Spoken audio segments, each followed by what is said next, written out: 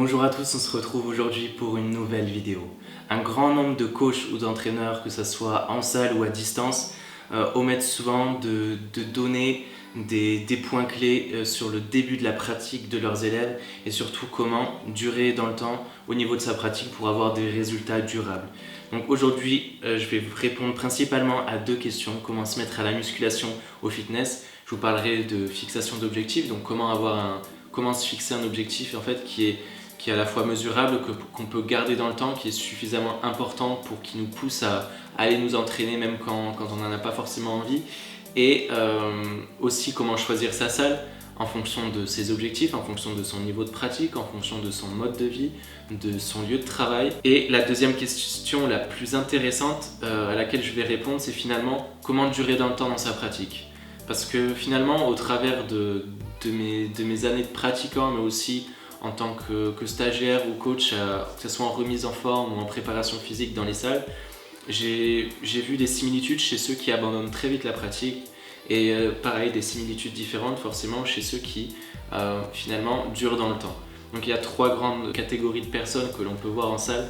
C'est premièrement une globalité, enfin pas la globalité mais quand même beaucoup de personnes qui vont abandonner au bout de quelques semaines, de quelques mois.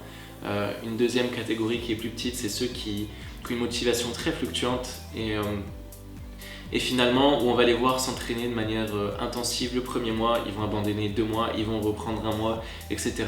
Et pareil, ils vont pas construire de résultats ou très faiblement par rapport à leur potentiel.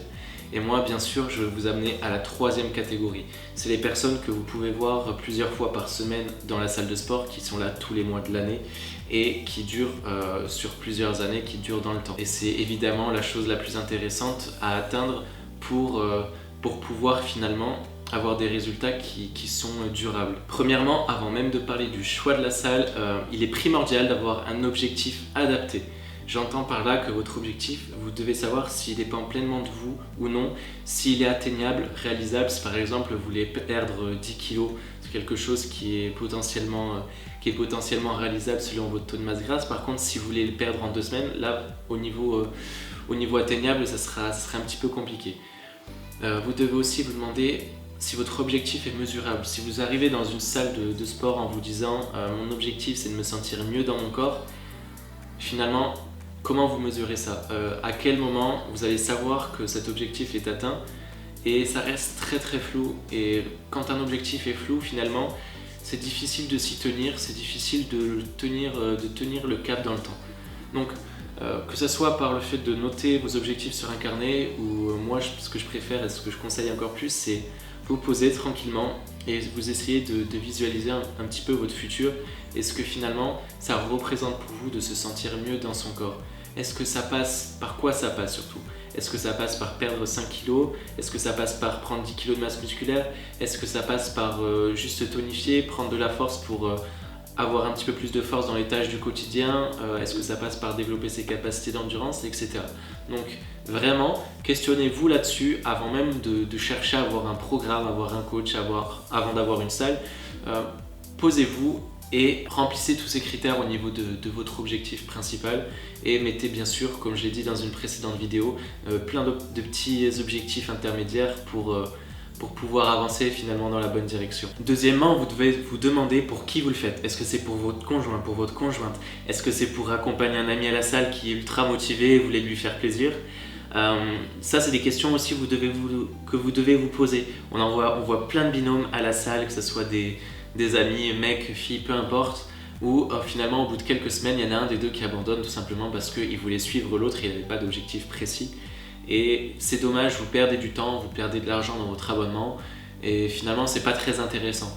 La personne qui va durer dans le temps, qui aura des résultats de manière durable, ça sera toujours celle qui s'entraîne avant tout pour elle-même. Si vous venez à la salle, vous voulez perdre du poids pour votre conjoint ou votre conjointe, ça aura aucun sens pour vous là cette pratique. Vous allez vous dégoûter, vous allez vous frustrer, vous prendrez peut-être probablement même plus de poids. Donc soyez vigilants face à ça et aussi mesurez le rapport coût-bénéfice.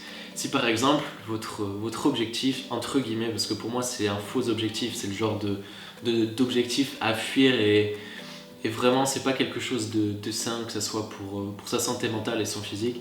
Par exemple, mon objectif c'est de vouloir être de vouloir avoir une belle ligne pour les autres, pour la plage cet été. Ok, et en fait, pour avoir ce corps-là, en réalité, il vous faudrait plusieurs années, c'est-à-dire de vous entraîner le soir après votre journée de travail, d'avoir une nutrition adaptée, d'avoir un sommeil optimal, et en fait, vous voulez faire tout ça pour une semaine à la plage l'été pour frimer? Non, ça marche pas. Ça marche pas du tout comme ça, c'est plutôt dangereux. Et finalement, vous voyez beaucoup de personnes, vous en faites peut-être même partie, qui en mai-juin se disent ok, j'ai plus que 4 semaines pour avant mes vacances sur la plage, il faut que je me donne à fond, on va les voir s'entraîner pendant 3 heures, 2 à 3 heures par jour pendant ces 4 semaines. Et ça n'a aucun sens, vous allez flinguer votre métabolisme, vous allez vous fatiguer, vous allez endommager vos articulations qui n'auront pas été préparées au préalable. La plupart du temps, vous n'aurez pas de structure dans votre programme.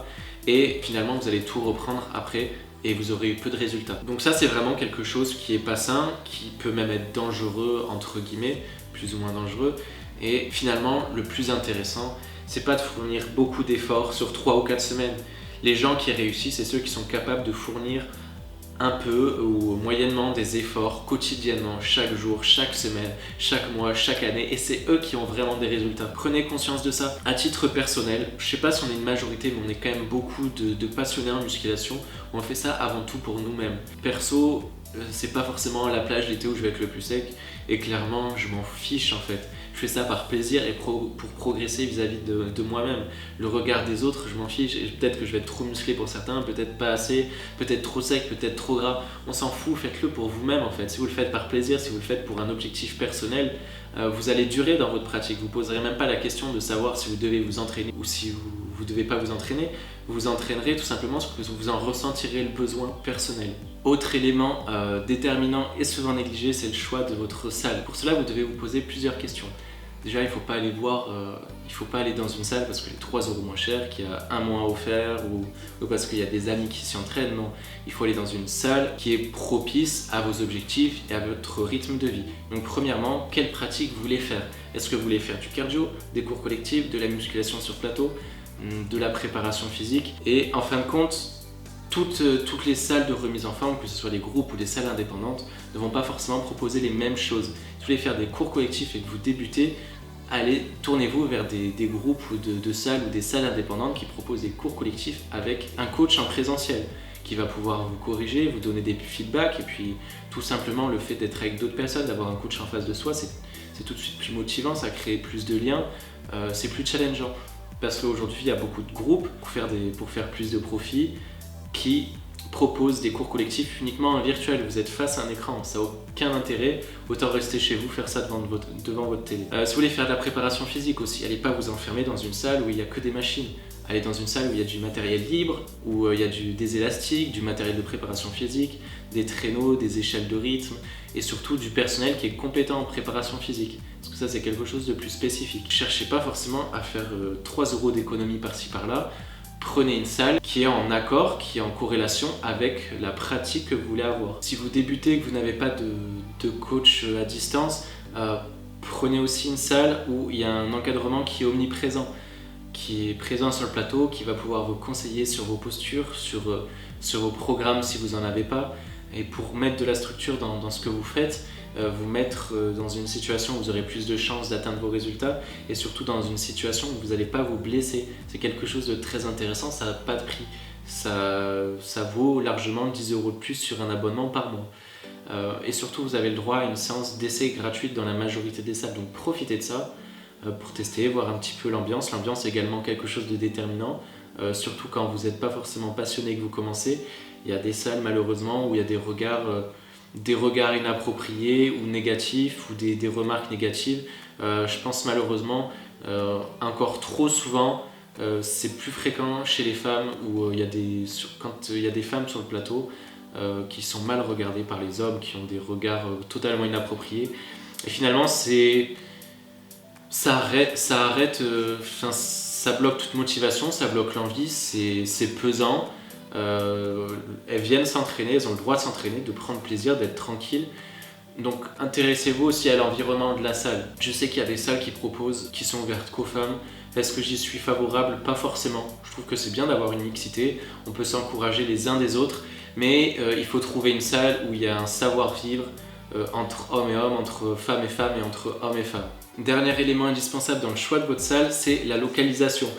Où se trouve votre salle? Si vous avez un travail mais que vous avez quand même suffisamment de temps libre, que vous pouvez être souvent chez vous, que le week-end vous pouvez vous entraîner, prendre une salle qui est proche de votre domicile, ce sera assez intéressant. Si elle a 50 bornes et que vous êtes souvent chez vous, vous n'aurez pas forcément toujours envie de faire cette route-là pour aller vous entraîner. A l'inverse, si vous avez des journées très chargées, que vous travaillez assez tôt le matin jusqu'à tard le soir, que le week-end vous ne pouvez pas vous entraîner, quand c'est possible, prenez une salle qui est proche de votre lieu de travail pour pouvoir vous entraîner le matin avant de votre journée de travail, le midi, entre midi et 2 quand c'est possible, ou le soir après votre journée. Quand on sort du travail à 18-19h ou même plus tard, ça va être compliqué de faire 40 bornes, de rentrer dans une salle, de faire sa séance, de ressortir, de rentrer chez soi. Ça va être assez épuisant, assez énergivore, que si votre salle est à proximité de votre lieu de travail, vous allez développer un automatisme, développer des habitudes, et ça sera beaucoup moins coûteux que d'aller s'entraîner à perpète, tout simplement. Enfin, pour ceux qui, que ce soit les commerciaux ou peu importe, qui sont amenés à se déplacer très régulièrement dans toute la France, ou même si vous êtes dans un autre pays, peu importe, prenez peut-être un abonnement dans un groupe où vous retrouverez des salles dans toutes les grandes villes. Ce sera plus intéressant que d'aller payer un abonnement dans 10 salles différentes, sauf si vous avez les moyens, bien sûr, c'est l'idéal. Avant le dernier élément de cette vidéo, qui s'adresse aux débutants principalement, mais qui est valable pour tout le monde, c'est soyez progressif dans ce que vous faites. On n'est plus dans un conseil d'organisation, d'utilisation, etc. C'est vraiment de mettre de la progressivité dans vos entraînements. Ok, c'est cool d'avoir plein de motivation, c'est quelque chose de positif. Même quand on est coach et qu'on voit quelqu'un d'ultra motivé, c'est vachement entraînant, c'est vachement plaisant. Pour autant, le problème des gens qui commencent, qui vont avoir trop de motivation tout de suite, c'est qu'ils vont abandonner aussi très rapidement. Si vous commencez vous entraîner 2 fois par jour, 7 jours sur 7, vous pouvez vous blesser déjà, mais vous n'allez pas tenir ça sur le long terme. Donc allez-y progressivement, commencez par 2 séances par semaine, 3 séances par semaine, avec un volume d'entraînement modéré, une intensité modérée, et progressivement vous allez augmenter. Et c'est comme ça que vous allez durer dans le temps, que vous allez développer des habitudes, des automatismes. C'est la même chose finalement dans beaucoup de domaines, que ce soit en nutrition, beaucoup de coachs ou de régimes finalement sont beaucoup trop agressifs, beaucoup trop contraignants. Et si du jour au lendemain vous devez bouleverser vos habitudes, vous allez complètement craquer, vous allez tout reprendre. Donc pareil en nutrition, du coup, vous allez essayer d'instaurer des habitudes, des bonnes habitudes petit à petit. Je ne sais pas si vous êtes addict au sucre, vous allez réduire votre consommation de sucre petit à petit, varier les sources de sucre, allez vous tourner vers des fruits, etc. Donc retenez ça, mettez de la progressivité dans ce que vous faites. Maintenant, dernier élément important de cette vidéo, comme je l'ai dit tout à l'heure, c'est important d'avoir un objectif qui est mesurable. Dans cette lignée, vous allez chercher à mesurer, avoir un maximum de data, donc de données. Toutes les semaines par exemple, prendre vos mensurations, votre poids, pas forcément parce que si vous faites une transformation physique, vous allez peut-être perdre de la masse grasse et reprendre de la masse musculaire, donc ce ne sera pas forcément un indicateur fiable, mais au moins vos mensurations, prendre des photos, ça c'est quelque chose que j'ai pas assez fait pour ma part et que je regrette un petit peu aujourd'hui, c'est de prendre des photos toujours avec le même angle, la même lumière pour en fin de compte avoir un aperçu de son évolution. Des fois, comme on se voit tous les jours, on ne voit pas forcément et même des années plus tard, c'est cool de se dire waouh, je suis parti de là et voilà un petit peu ma transformation. C'est quelque chose qui est hyper valorisant, qui est hyper important pour sa santé mentale, pour son bien-être et c'est cool tout simplement. Et enfin, pour progresser dans votre pratique et vos entraînements, c'est préférable aussi d'avoir un carnet d'entraînement. Vous allez noter vos charges, vos séances, vos répétitions et tous ces petits trucs en fait mis bout à bout, ça va vous permettre de mesurer, de monitorer tout simplement votre évolution. On arrive à présent au terme de cette vidéo, j'espère qu'elle vous a plu. Si c'est le cas, n'hésitez pas à lâcher un petit pouce bleu et à mettre un commentaire. C'est très important pour moi parce que ça contribue au référencement de ma chaîne et surtout ça me permet d'avoir des feedbacks et de pouvoir m'améliorer. Et en fin de compte, si cette vidéo vous pensez qu'elle peut plaire, qu'elle peut intéresser surtout un certain nombre de personnes dans votre entourage, n'hésitez pas à les partager, que ce soit en privé ou sur vos réseaux sociaux. En parlant de réseaux sociaux, j'ai créé un nouveau compte Instagram. Le nom se met juste en bas de la vidéo, sur lequel, qui est vraiment dédié pour le coup au sport, à ma chaîne YouTube et à la préparation mentale et au bien-être en général. Allez, on se dit à la prochaine. En attendant, bougez-vous.